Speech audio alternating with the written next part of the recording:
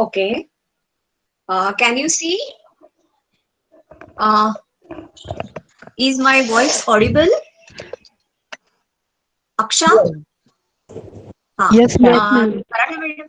हाँ, Maratha madam, are you there? Ha, madam. Go ahead. हाँ. Is my voice audible? Audible, madam. Yes, and someone's microphone was on, so it was disturbing. Just announce this. I have already told. Please keep your microphones off right now, and as and when I ask, then only you can unmute and ask me. Right now, I'm going to start my presentation. Okay, we have already started the new chapter last time. Okay, what is that? Molecular basis of inheritance, where we have discussed last time few experiments to prove what is the genetic material and what is actually inherited. So I think you have understood by last three experiments. First was Griffith's experiment, second was Avery McLeod McCarthy's experiment, and the third experiment, which was considered to be the best one to prove that which is the genetic material and it is inherited, and that is what Hershey Chase experiment. Okay, now we are coming to the next part where you have to study this genetic material in detail. Now, under the heading DNA packaging, we are going to study. Everyone knows now the structure of prokaryotic cell, structure of eukaryotic cell. Last time, means last year, we have learned what is the meaning of prokaryotes, what is the meaning of eukaryotes. Pro means primitive, karyon is nucleus. So the organisms which show the primitive type of nucleus, they are all considered under prokaryotes, and the one which where eukaryote means what? Eu means advanced, and the karyon, that is nucleus, where the nucleus is advanced type, then all these organisms are considered under eukaryotes, right? So this is the main basic difference, which is considered majorly considered to be on the basis of nucleus, whether a nucleus is of primitive type or advanced type. So main difference in the nucleus in case of prokaryotes is that the nucleus is not well developed. That means it has no proper wall, or the, you can say, the membrane. And so such type of important membranes like nuclear membrane, which is present in the eukaryotic cell and all, that is absent in case of prokaryotic cells. So according to that, and then one more thing, these all prokaryotes, if you know the differences which we have studied last year, if you remember some of them, at least some of these, then it is going to help you very here. And this is that the size of the cell, if you see in case of prokaryotes, the size of the cell, in case of uh, eukaryotes, the size of the cell, and accordingly when we see it, you come to know the size, approximate size of the nucleus, approximate size of the cell, etc. And considering that the genetic material which is present in the nucleus, that also we have to see, and in the form of what, that is DNA, what we have discussed, that the size of the DNA, the size of the nucleus, when we see, then we get to that one thing is always asked in our the question is asked in your mind, that how it is possible that the size of the nucleus is so small and the size of the DNA is so large, and how can it fit? So what is the thing which is considered here, and which is very important, is that the genetic material in the form of DNA, it should be coiled, condensed, or supercoiled even, to fit in the small size of nucleus. So length of the DNA double helix molecule in a typical mammalian cell is approximately 2.2 meters, and approximate size of the typical nucleus is 10 raised to minus 6 meter. So how this long DNA molecule can be then accommodated in such a small nucleus? If therefore it therefore must be condensed, coiled, and supercoiled to fit inside such a small nucleus, right? So now in case of prokaryotes also, this we don't call the nucleus as nucleus because it is not well developed, but we call it as nucleoid, which is small, circular, highly folded, and naked ring of DNA. okay, which is almost 1100 micron in long in perimeter. Now, then one more thing, prokaryotic cell, as I said, that lack nuclear membrane. So this nucleus is not defined, and DNA, but DNA is not scattered throughout the cell.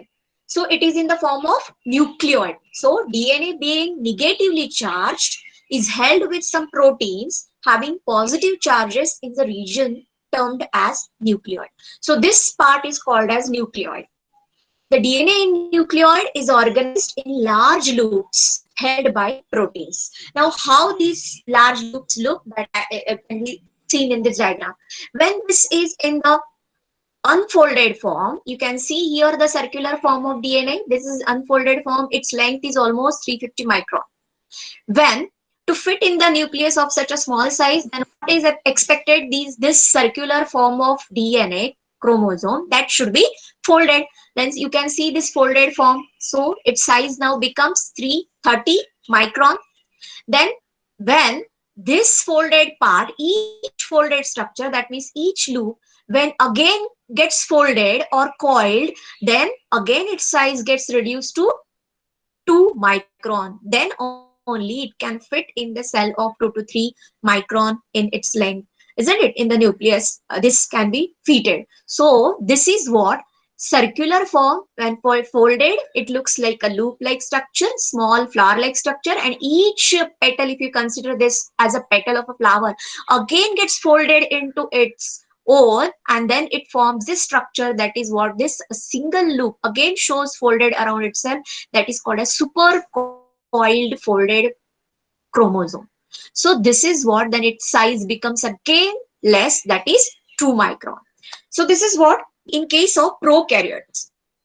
Now, when you see the structure of nucleus in the eukaryotic cell, you can see this is the central part as nucleus, and this part which is present in the nucleus, this the boundary is called as nuclear membrane, and whatever the fluid part is present, that is called as nucleosome. And in that, sorry, nucleoplasm, and in the nucleoplasm you can see the genetic material that is in the form of chromosomes. So in the nucleus the chromosomes are present, and if you see a single structure of chromosome, you can see this, a single one, and how these supercoiled structure, when it is unfolded, how it looks like this, the DNA structure and the part of DNA as a gene. So this why I am showing, because in further part we have to understand this. Now, arrangement of DNA in eukaryotic chromosome, how it looks. In eukaryotes, the DNA is arranged around a set of positively charged basic proteins called histones.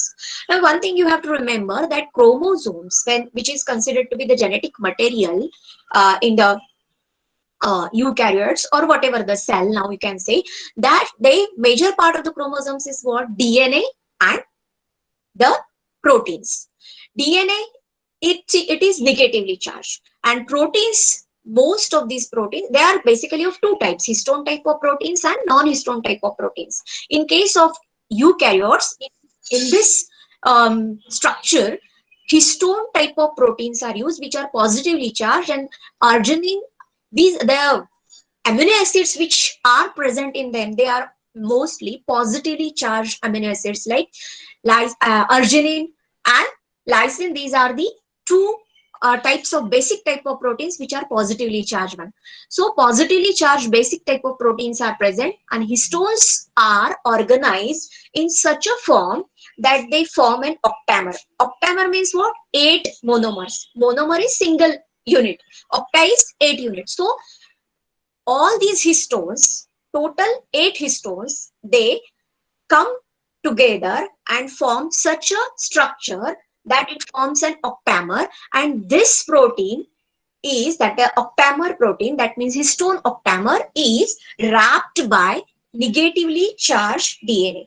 You know why this I am telling this negatively charged DNA? DNA is having negative charge, and histone proteins are positively charged, which are present considered here. So there is attraction between the positive and the negative charge, the affinity between the positive and negative charge. This is what the point considered. That's why they can fit and form such a molecule, that octamer of histone, that is the protein, is wrapped by negatively charged DNA around them to form the structure called as nucleosome. Now I'll show you in the diagram. What is the histone? Now here see, you can see this is the octamer, and there are total 8 proteins, histone proteins. They are of 4 types, two of each types, 2 units or 2 monomers or 2 histone proteins of each type. So total 4 types of histone proteins are present in the octamer, and one more type of histone is present that I'll tell you. So H2A, H2B, H3 and H4. These are the 4 types of histone proteins present in octamer of histone. Each of 2, that means H2A, 2 molecules of H2B, 2 monomers of H3 and 2 of H4. So total 8 molecules of histone proteins are arranged in such a way that they can be wrapped by negatively charged DNA. So red colored structure which is wrapping here, can you see here? The thread like or rope like structure which is wrapping this octamer, these 8 protein molecules, histone proteins. So this is what called as DNA.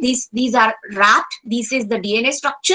And one more thing you note down here, that the point at which it enters or leaves this octamer, these 2 points are joined or fitted by the H1 histone. So fifth type of histone is H1, which binds these octamers in at a proper point to fix the model of octamer where DNA is entering the nucleosome part and where it is leaving. So at this point, at the entry and exit points, this H1 protein works, functions. So how many histone proteins you are studying?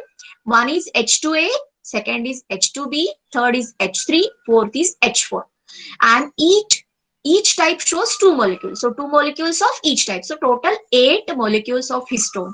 And the fifth type of histone which binds these molecules at the point of entry and exit of DNA, which is wrapping this octamer. And the entire structure is called as nucleosome. Okay. Now, see, a typical nucleosome contains 200 base pairs of DNA helix. Nucleosome constitute the repeating unit of your structure in nucleus called chromatin, and the nucleosomes in chromatin are seen as beads on string structure under electron microscope. Now see the structure. See, these are the nucleosomes. You can see here, these are the nucleosomes. They are wrapping. The nucleosome is wrapped by the DNA. And one more thing you have to remember, this is one nucleosome, this is another nucleosome, and this is the DNA part. This is the DNA part which is wrapping the nucleosome, and this part you can see here, this is which is joining the 2 nucleosome, that is called as linker DNA, or this is also called as spacer DNA. Okay, so this is H1. So nucleosome, this is one nucleosome, and the 2 nucleosome are connected to each other by the fragment of DNA, the part of DNA that is called as spacer DNA or the linker DNA. Okay, so such type of nucleosome come together, 6 nucleosome, and then form the structure like beads on string. This is what's shown. See, in a garland also, if you see how the, or even in case of on the string, if you put a knot and these knots on a one thread, then how it looks. So this is what it looks like, beads on string. This is the model. So that's why these nucleosomes look like. Now, the next important point you need to remember is euchromatin and heterochromatin. Euchromatin means what? In a typical nucleus, some regions of chromatin are loosely packed and lightly stained. So such type of chromatin is considered as euchromatin. And this region contains active chromatin. That means this is genetically active part of DNA, euchromatin, which is lightly stained and loosely packed. So this part is called as euchromatin. Whereas the chromatin that is more densely packed, and that's why it stains dark, so that is called as heterochromatin. And this is genetically less active.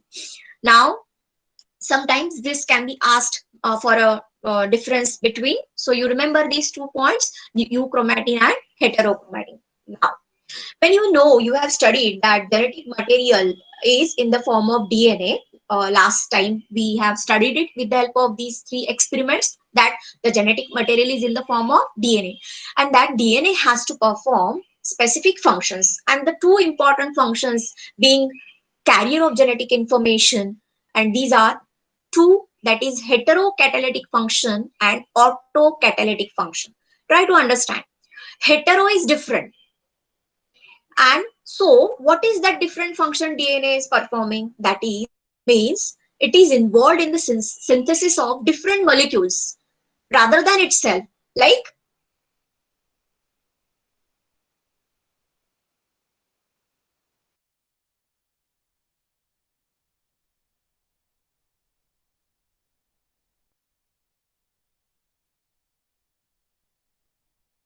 called as heterocatalytic function. For example, synthesis of RNA, synthesis of proteins.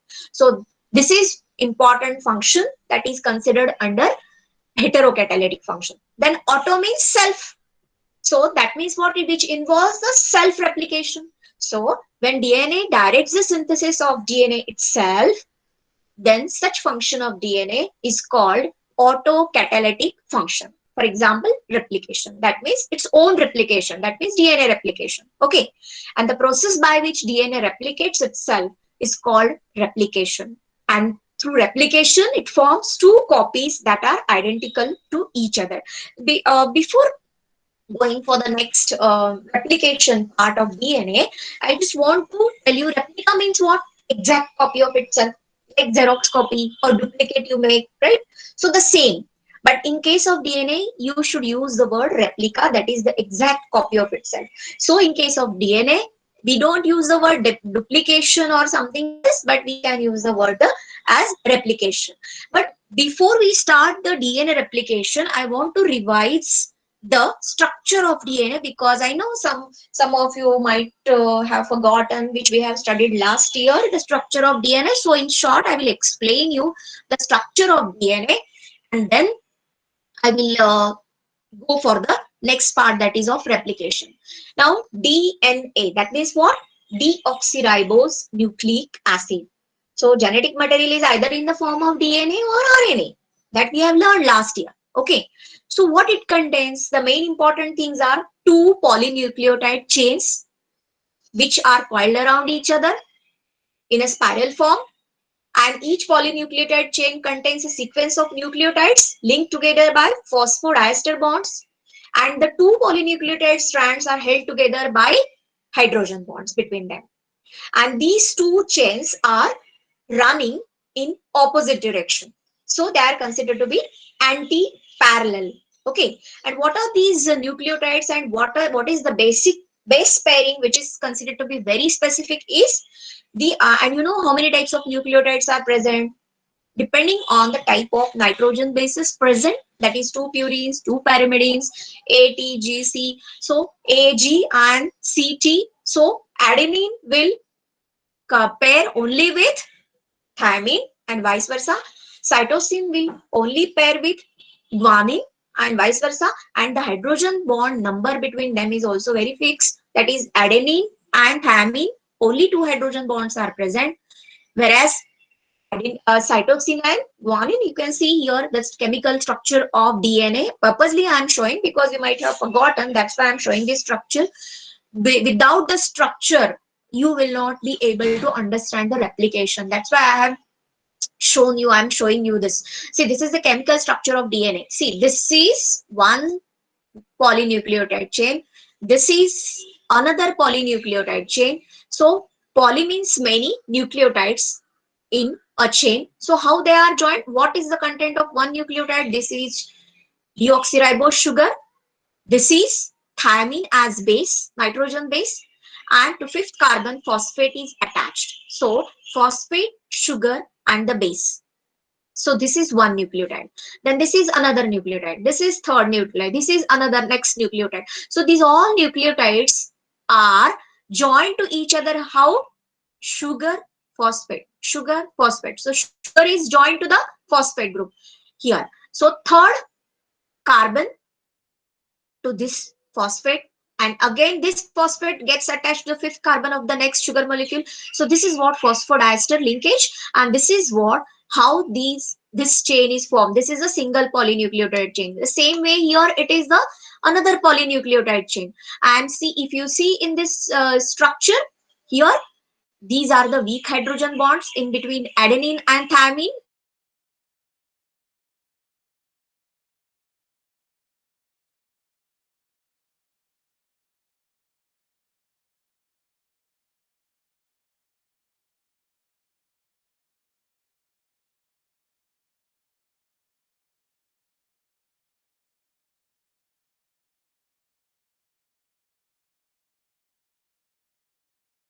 and cytosine. And one more thing I just want to mention that if this strand is running to the 5 prime end, the other in the opposite one. If this is running in the upward direction, the parallel one is moving running at the opposite, that means downward direction. And here this is the major groove, this is the minor groove, and this is complete one turn which shows the 34, which is of 34 angstrom, and each turn contains 10 base pairs, and the distance between the two consecutive base pairs is 3.4 angstrom. So this is the Watson and Crick model, and this is the chemical structure of DNA, and this is the model, space filling model. Okay, now we'll come to the actual part of replication. Now once you understand the structure, it will be easier for you to understand the replication. What is replication? It is a process to produce new DNA molecules that have the same base sequence. It occurs during interphase of the cell cycle. So you must be knowing now whatever the phases of interphase. Last year you have studied the cell cycle, G1, S, G2. So you try to understand S is what, cell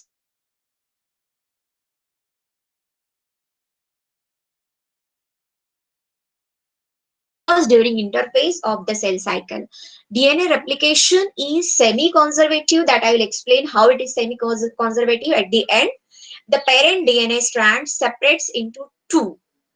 Each strand serves as a template for new complementary strand, and the new double helix is half original. This part I will explain in the next slide. Now, let me explain you few stages of DNA replication first, and then I will come to the diagram so that you will understand in a better manner. What are the steps involved in the DNA replication? See, first is, now write down. I have already told you to keep the notebook and pen ready. Whatever I will be telling that point, in that particular sequence only you will be writing down. Okay. First, activation of nucleotides. So just now I explained you what is nucleotides. Even I explained before that the structure of cell, the nucleus with the nuclear membrane which contains nucleoplasm and the genetic material in the form of chromosomes. Now remember this, why I am telling, because I will be using some of the words, nucleoplasm or nucleotides. That time you should not get confused. That's why I explained it at first, and now again I am revising. So activation of nucleotides means what? Nucleotides are already present in DNA, that you know. But what we are studying is replication, that means the synthesis of new DNA strand, right? And for that, whatever the nucleotides are present in the nucleoplasm, they are to be activated for the formation of new strands. So first of all, whatever the nucleotides are present, they are in the form of monophosphate. Mono, single molecule of phosphate. So all these are deoxyribose, adenine monophosphate, deoxyribose, guanine monophosphate, deoxyribose, cytosine monophosphate, and deoxyribose, thymine monophosphate. So they are all in monoform, right? They are to be activated. So what means activation? They are to be charged. And now how they are charged? Then by addition of phosphate group. So by adding the phosphate groups to them, then they become activated, they become charged, and they form its triplet form, triple form. That means what? They get converted into like that deoxyribose, adenine. Why deoxyribose? Because the sugar is deoxy, that's why this D is used. Okay. Then adenine triphosphate, Guanine triphosphate, deoxyriboside, so cytosine and deoxyribosthymine triphosphate. These are all now in triphosphate forms. That means what? Activation of these nucleotides has done. That is very, very important to start the replication. That's why this is the first step. And when this addition of phosphate is considered to be phosphorylation. So this process of addition of phosphate is called as phosphorylation, right? And this is done in the first step, that is to activate the nucleotides, right? So what is the first step? Activation of nucleotides. What is expected? Phosphorylation. And how it is done? By the action of enzyme called phosphorylase. Now you write down steps of DNA replication. Number 1, activation of nucleotides, put a dash, write down phosphorylation, put a dash, and write down phosphorylase and underline phosphorylase. Underline phosphorylase. Whatever I am telling, write it down. To anyone I can ask at the end of this session. So first step, activation of nucleotides, where phosphorylation is done so that all these monophosphates get converted into triphosphate form. All these oxyribose nucleotides are in the triphosphate form, and the enzyme used is phosphorylase. Okay, now the next important point is point of origin or initiation point. Now, see, actual process starts now. Point of origin means this takes place by the giving a cut to one of the strands of DNA. Now you know there are two strands, these polynucleotides running parallel and in anti-parallel mode. So one of the strands, to one of the strands, cut is given. That means nick is given at a particular point, and that point is considered to be the point of origin of replication, or this is also called as initiation point. And this is temporary point, and temporarily this nick is given, and this is done by the action of enzyme called endonuclease. Now write down second point, a second point as point of origin or initiation point, put a dash, write down the name of enzyme, that is endonuclease. So which is initiating the process in which what? In which way? That giving a cut at a particular point, and that point is called as point of origin, and where the reaction, the entire process gets over that point is called as T point or termination point. That is the termination of the reaction. That means synthesis is over. That point is at the end. Right now you remember the point of origin, or this is also called as initiation point. And for that, what is important is nick is given by the action of enzyme called as endonuclease enzyme to one of the strands of DNA. Generally, this is given at the phosphodiester bond or the sugar phosphate backbone. This nick occurs in the phosphodiester bond, or you can say sugar phosphate backbone. Okay. Now, the next point. Next point is unwinding of DNA molecule.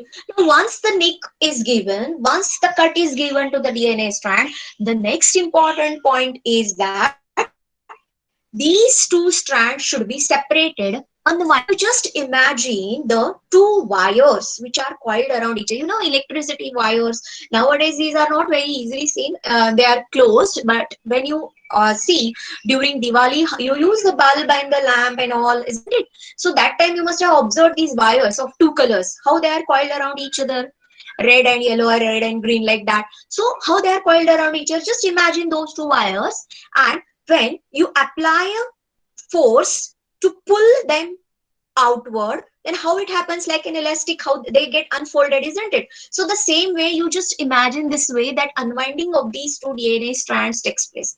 But when? Because these two polynucleotide chains, they are joined by weak hydrogen bonds in between them. A and T, two weak hydrogen bonds are there. C and G, three weak hydrogen bonds are there, right?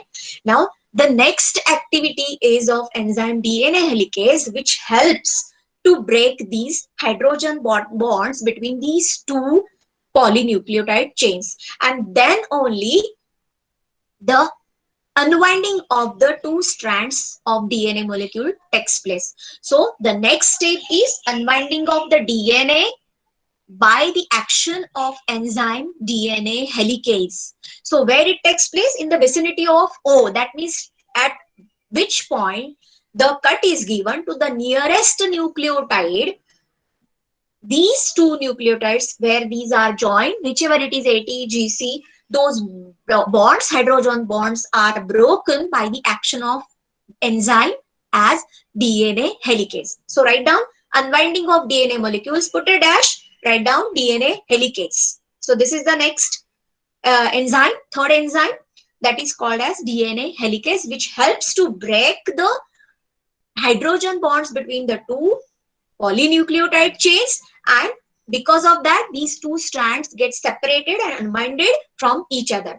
But one more thing can happen when these you also, if you see, when you release the pressure or the whichever pressure is created on the two strands, these wires again they come to its original position, isn't it? The same way here also there are chances of coming these two strands again too close to each other. That means again winding of the or coiling of the two strands may take place. To avoid it, the next important thing is to be done, that is what, these two strands should remain in the same form, that is separated unwinded form, and that for that single strand binding proteins are to be added to both the strands so that they will not recoil again or rejoin again.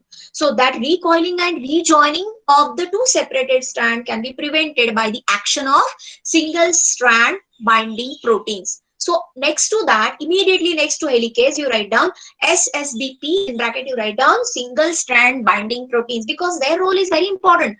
Though the hydrogen bonds are broken by the action of DNA helicase, these are to be in the same separated position, and that can be done with the help of single strand binding proteins. Now, so which facilitates the synthesis of new polynucleotide strand, so that new strand can be synthesized on the two separated strands. Okay. Now, one more thing you have to remember, when such strands are separated, how the DNA looks, it gives an appearance of Y-shaped structure. And that Y-shaped structure, which looks like a fork, is called as replication fork. So the next point is what? Formation of replication fork or synthesis of replication forks. Now, one more thing you have to remember, that when SSBP is working on both the strands, some strain is created on both the strands. And that strain which is imposed by the action of SSBP can be relieved by superhelix relaxing enzyme, that is called as topoisomerase. So next point is replicating fork, put a dash and write down the name of the enzyme called as topoisomerase. Write down these names of the enzymes I'm going to ask. The role is very important of these enzymes. So now you can see in the structure in this diagram now. This is double-stranded helically coiled structure. These are the two strands coiled around each other. Now, here is the point of origin. You can see. Now, you can see this Y-shaped structure. This is Y-shaped structure. So, this is called as replicating fork. And you can see these two separated strands. Now, this is one parental strand. This is another parental strand. So, this works as a template. This both the strands which are separated from each other, they work as a template or parental strands. Now what is the next step? I will first explain the step and then again I will come to the diagram. Okay, so once this Y fork is formed, this is what I just wanted to show you, that these are the just two wires, how when you pull apart from each other, how it creates the structure, that is Y-shaped structure. This is called as Y fork, and this is what the point of origin O. Now, in the next diagram, you can see, next diagram I will come with, point I will explain first. Once this structure is formed, Y-shaped structure is formed, each separated strand acts as the template strand for the synthesis of new complementary strand. And it begins with the help of a small RNA molecule called as RNA primer. First you write down and then again I will explain this point. Write down synthesis of new strand. It begins with the addition of RNA primer. And this RNA primer is activated by the action of enzyme called as RNA primase. So write down synthesis of new strand, RNA primer, put a dash, RNA primase. Wherever the enzyme is there, you underline that name so that you will remember that ASE, when the word ends with ASE, all these are enzymes, remember. So RNA primer is playing very important role now in the next step, that is synthesis of new strand. Now where it is added, it is associated always with the 3' end of the template strand. So at the 3' end, it gets attached to one of the strands, and then actual synthesis of new strand starts. Now how it takes place, I will tell you in the next diagram. So synthesis of new strand starts by the addition of RNA primer. RNA primer gets associated with the 3' end of template strand by the activity of RNA primase enzyme and attracts complementary nucleotides from the surrounding nucleoplasm. Everything is taking place in the nucleus. Remember, that's why I'm using this word, nucleoplasm. That's why I explained the diagram first. Okay. The synthesis of new complementary strand is catalyzed by enzyme DNA polymerase. Now, what is the role of DNA polymerase? I will tell you in the next diagram. And the new complementary strand is always formed in 5' to 3' direction. This point is also very important. Whichever the strand is synthesized newly, its direction is always from 5' to 3' end. So, obviously, the parental strand should be having the end as 3' end. So, uh, I'll first explain this diagram, then it will be easier for you to understand. See, this is the parental strand. You can see in the diagram, parental strand of DNA. And here is the 3' end. And as I told you right now that the RNA primer is associated with the 3' end, and the enzyme used is what? Primase. So RNA primer first of all gets attached to the free 3' end of the parental strand, and then what it does, it then attracts the nucleotides present in the nucleoplasm. Now you know that first step, that the nucleotides are activated, right? So what happens now? Next to that, the activity of DNA polymerase enzyme starts. Try to understand the meaning. Polymerase means, poly means many, more monomers. That means nucleotide, a single nucleotide. Then many nucleotides, many nucleotides. Many means poly. So from the nucleoplasm, now complementary nucleotides will get attached to the all nucleotides which are free here on the parental, that means template nucleotide, template DNA. So what is the role for attracting? First, it just initiates. RNA primer when gets attached to the 3' end, it just initiates the process of DNA synthesis. But the further elongation of the DNA molecule takes place by the activity of DNA polymerase. So many monomers of nucleotides get attached to the parental strand, which are complementary to the parental strand that is done. That means the synthesis of new DNA strand, that is done by the activity of DNA polymerase. So next to primase, the next activity which enzyme activates is DNA polymerase. Now this takes place in a continuous manner till the end of this parental strand, till the T point, that means termination point. And this takes place in a continuous manner. So the parental strand where the new strand is produced in a continuously manner is called as template strand, and the one which newly produced strand is in a continuous way is called as leading strand. Okay. Now, I'll come to the next, the previous thing. What is leading and what is lagging strand? The template strand with 3' end is called leading template, and with 5' end is called as lagging template. Just now I showed you in the diagram that leading template and leading strand also. The process of replication always starts at C3 end of template strand, as I told you, and proceeds towards C5 end. As both the strands of the parental DNA are antiparallel, New strands are always formed in 5 prime to 3 prime direction. One of the newly synthesized strand develops continuously towards replicating fork called as leading strand, and another one new strand develops discontinuously away from the replicating fork is called as lagging strand. Again in the same diagram I will come here. See, this is produced continuously.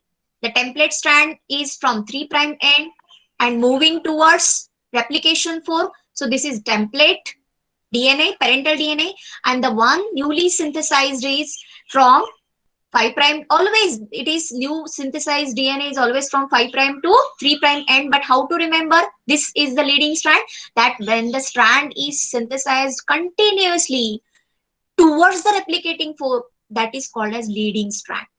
Now, what is lagging strand? I'll show you in the next diagram. See, here now.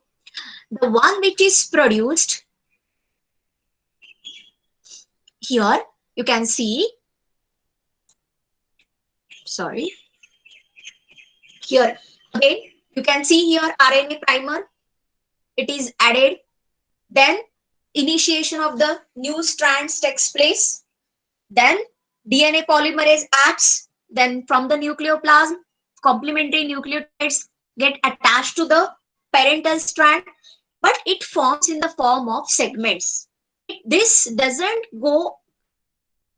Then after that, again RNA primer is added. Here is the first RNA primer. This is the second RNA primer. Then again the new by the activity of DNA polymerase, the new segment of DNA is produced. Again the third RNA is primer is added. So in this way, every time RNA primer is to be added and some fragment of DNA, new DNA fragment is produced, synthesized. In this way, this process takes place in a discontinuous manner away from the fork. So that is called as lagging strand. DNA synthesis on lagging template takes place in the form of small fragments called as Okazaki fragments, which are joined by enzyme DNA ligase. Now try to understand. The previous one was the RNA primase and the next is DNA polymerase. The same type of activity is done on the another strand also, that is lagging strand, where RNA primer is added, then some synthesis of the small DNA takes place, fragment takes place, again RNA primer is added, again synthesis of DNA takes place, then again RNA primer is added, again the synthesis of this DNA strand takes place. So this is not in a continuous manner, but in the form of small segments, and these are called as Okazaki fragments. And this name has come from the name of the scientist who first of all explained this. So that is called as, these are called as Okazaki fragments. Though the lagging, and that's why this is called as lagging strand, which is where the DNA, new DNA doesn't synthesize in a continuous manner, but in the form of small fragments, that is called as lagging strand. Now, though it is formed like in the form of fragments, these fragments and afterwards are joined. And these fragments are joined by the activity of enzyme called as DNA ligase. Ligase means to join. Okay, so DNA ligase joins. But before that, one more point you have to remember, that these primers are added just to initiate the process. But the actual process of synthesis, that means polymerization of these nucleotides, takes place by the activity of polymerase enzyme. That means polymerase enzyme is, DNA polymerase enzyme is acting. Then only elongation is taking place. So initiation of the new strand is taking place by RNA primase, whereas the synthesis, that means elongation, takes place by the activity of DNA polymerase. So after that, after the formation of the entire lagging strand, what happens? These primers are to be removed. And these primers are removed by the activity of exonuclease enzyme. So exonuclease enzyme removes these primers, and that place which is now vacant, that is filled by the DNA fragments, new DNA sequences by the activity of DNA polymerase. And that takes place by DNA polymerase 1 in prokaryotes and DNA polymerase alpha in eukaryotes. So first exonuclease act to remove these primers, and that space is filled by DNA fragment sequences by the activity of DNA polymerase 1 in prokaryotes and polymerase alpha, DNA polymerase alpha in eukaryotes. So note down Okazaki fragments. So these three enzymes, the names you write down: DNA ligase, exonuclease, and DNA polymerase. Just write down DNA polymerase. So these are acting. Now, once the new strands are, so everything, new strands are formed, then these fragments are joined by DNA ligase, and everything is completed. So two new strands are formed. Now, whatever the tension or the strain is created by the activity of topoisomerase, again, here these DNA gyrase at the end, this DNA gyrase enzyme works to release this strand, these two strands to relieve that strain. Topoisomerase was used, right?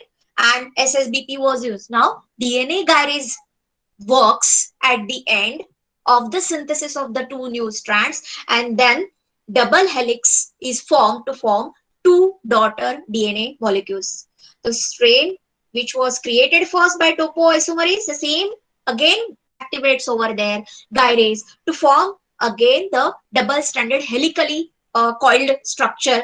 So two new strands are produced. Daughter's DNA molecules are produced. Now this next step, that is formation, last step, that is the formation of daughter DNA molecules. At the end of the replication, two daughter DNA molecules are formed. Each daughter DNA carries one parental strand and the other one as totally newly synthesized strand. That means what? 50% of the contribution is conserved from the parent, right? Because one is old strand and the other is newly synthesized. So that's why this is called as semi-conservative type of replication. Semi means half. Half the part is conserved. That means half the parent, half one strand is totally parental strand as it is. So that's why half the part is conserved in the new strand. So that's why this is called a semi-conservative type of replication. And this is what the again the same the thing. These are the steps in the DNA replication. I'll just revise: identification of the origin of replication, unwinding, that means denaturation of double-stranded DNA to provide a single-stranded structure template, initiation of DNA synthesis, and then elongation, then removal of primer, and then ligation of the newly synthesized DNA, that is by ligase enzyme, and reconstitution of the chromatin structure, that means the new strand is produced. Now, some of the enzymes only I have mentioned here, but you have to write down whichever the enzymes and the steps I told you in that sequence only. I will ask you that sequence at the end, but before that, just revise this: DNA polymerase, that is the polymerization of the nucleotide takes place; helicase, that unwinding of DNA by breaking hydrogen bonds between the two nucleotide chains; topoisomerase, relieve torsional strain that results from helicase induced unwinding; RNA primase initiates the synthesis of reaction; single stranded binding proteins prevent the premature re-annealing, means again they are not coiled again, so to remain in the same position. Then DNA ligase, which seals the single strand nick between the nascent chain and Okazaki fragments on lagging strand. These are, so this is the chart which shows the name of the enzymes which work in prokaryotes and eukaryotes and its role. But I will come to this point. Before that, I just want to show you one video where again all these steps will be clear. See, this is the video which I will start, and in between I will explain because the voice. See, this is the double stranded structure of DNA. Here you can see G and C, A and T complementary to each other. double stranded structure. So A will match with T only, C will join with G only. So each strand has 5 prime end and 3 prime end. They are running in opposite direction. Now how the DNA start its replication? These strands are to be separated. So helicase breaks the bonds, hydrogen bonds between them and forms a replication fork. Now each strand is working as a template. You can see primase gets attached to the 3 prime end.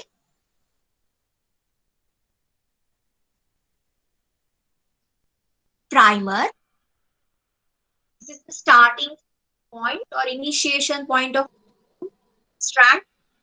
Then DNA polymerase gets attached to the RNA primer. Now this DNA polymerase enzyme activates, add the complementary nucleotides from the nucleoplasm. So this takes place in a continuous manner. So this newly formed structure towards the fork that is called as leading strand. Now the another strand works in the opposite direction, that is away from the fork.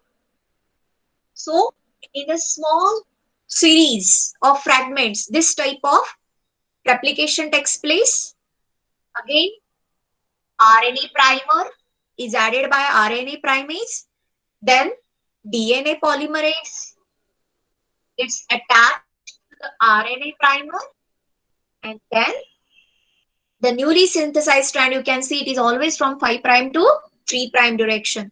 The same way, again RNA primer is added by the action of RNA primase enzyme. Then again new nucleotides, complementary nucleotides are added by the action of DNA polymerase enzyme. So this once this is formed, exonuclease acts to remove the RNA primer, and that space is filled by DNA segments, DNA filament by DNA polymerase. Now DNA ligase works to join all these gaps. So continuous double strand is made. First of all, it is in the fragments, then it is made continuous. So, so this is what the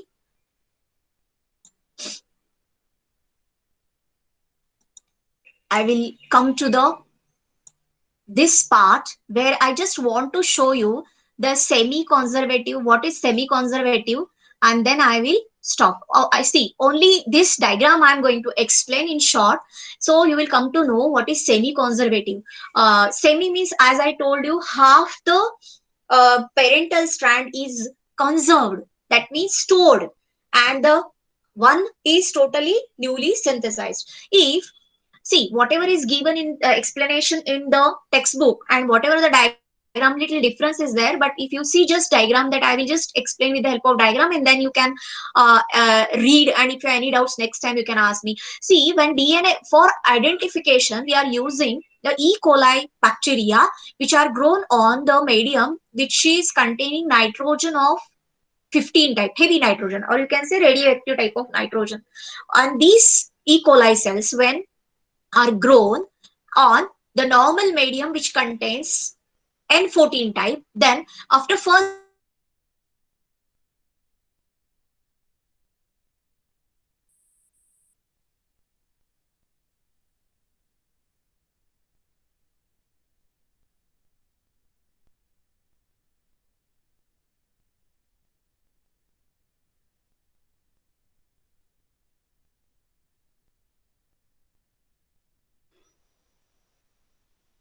Good afternoon, everyone.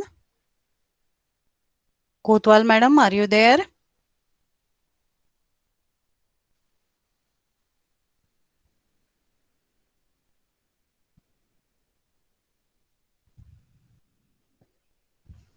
Hmm.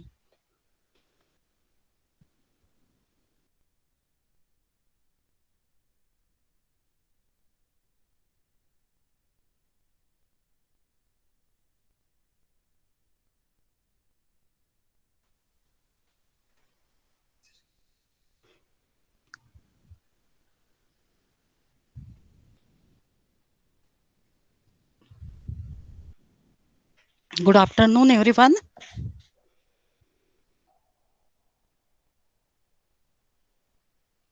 Are you able to hear my voice? Anyone please answer in chat. Yes, ma'am. It is audible. Okay, okay. We will wait 1 or 2 minutes so that break from biology to physics shift over is there, and I will inform Kotwal madam also within that time. So be with us. If possible, come just take your textbook with you. Give me just 1 or 2 minutes. I am going to call madam. Wait here.